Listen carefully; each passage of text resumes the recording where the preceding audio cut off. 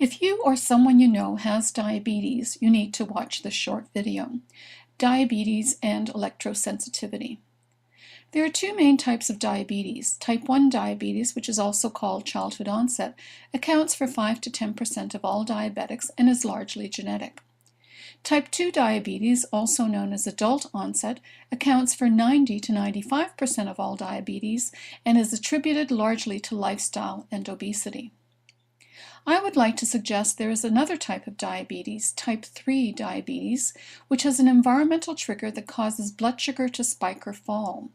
One of these triggers is dirty electricity. The information presented in this video is from a peer-reviewed publication. Dirty electricity elevates blood sugar among electrically sensitive diabetics and may explain brittle diabetes. In this document, I present the results from 4 case studies. The first example is a 54-year-old male who was diagnosed as pre-diabetic.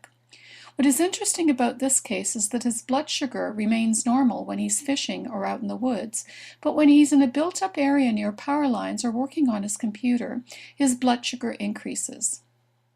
As part of this study, case number 1 measured the amount of dirty electricity in his home, shown in blue, and his blood sugar, first thing in the morning, shown in pink, for 9 days. His blood sugar should be at or near the red line. Instead, what we find is that the higher the levels of dirty electricity in his home, the higher his blood sugar. On one of the days, he started working on his computer before he measured his blood sugar, which was higher than normal.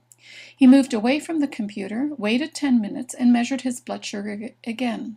This time, his blood sugar dropped by 20 milligrams per deciliter, or 1.2 millimoles per liter, in just 10 minutes. This man is electrically sensitive and is a type 3 diabetic. If your blood sugar changes in different environments, you might have type 3 diabetes. Case number 2 is a 57-year-old female with type 2 diabetes. She uses exercise to control her blood sugar, shown here in pink. Her exercise of choice is walking. When she goes for a 20-minute walk at the mall after hours, her blood sugar drops significantly. The gray bar shows her blood sugar before walking and the green bar after a 20-minute walk on day 1, day 2, and day 3. Sometimes she walks on her treadmill. This time, her blood sugar increases as shown in blue after a 20-minute workout on day 1, day 2, and day 3. This woman is responding to the dirty electricity generated by her treadmill. She is a type 3 diabetic.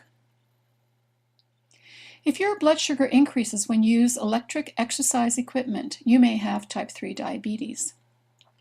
The treadmill test may be a good diagnostic for electrosensitivity among diabetics. Doctors need to be made aware of this so they can prescribe appropriate exercise for their patients. Case number 3 is an 80-year-old female with type 1 diabetes who takes insulin twice a day. Like most people, her home has dirty electricity, which was reduced with special filters. She measured her blood sugar first thing in the morning for 1 week before filters were installed, and then for 1 week with filters. The filters significantly reduced the dirty electricity in her home by 98%. Her blood sugar during this period dropped by 33%, and the amount of insulin she required was reduced by 75%. This woman is electrically sensitive.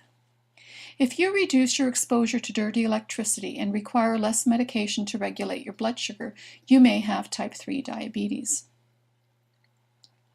The fourth and last case is a 12-year-old male who had elevated blood sugar and was rushed to hospital on December 30th, 2002.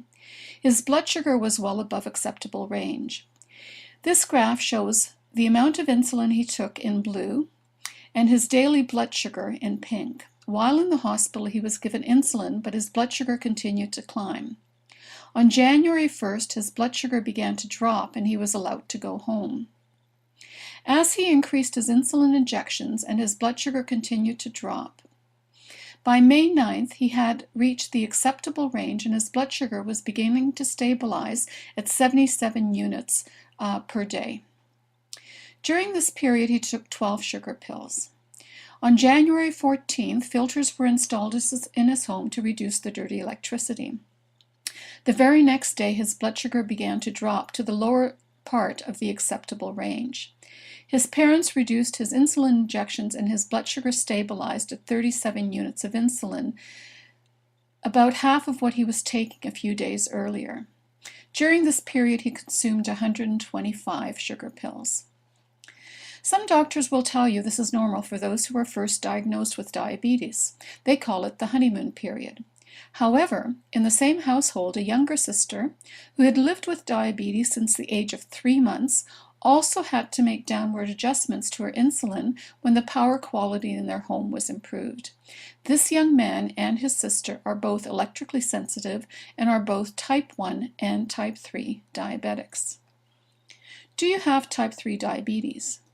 Does your blood sugar increase after using electronic exercise equipment?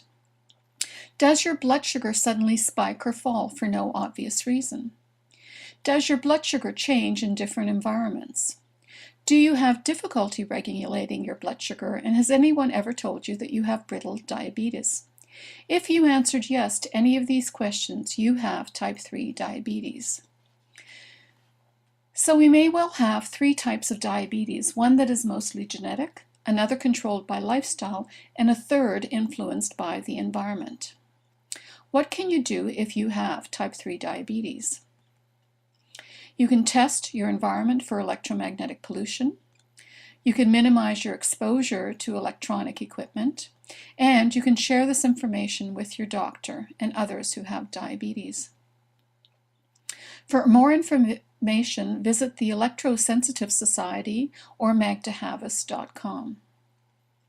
Please share this information with those who have diabetes and with their doctors. We need to know what the environmental triggers are and what percentage of diabetics react to these triggers. Thank you.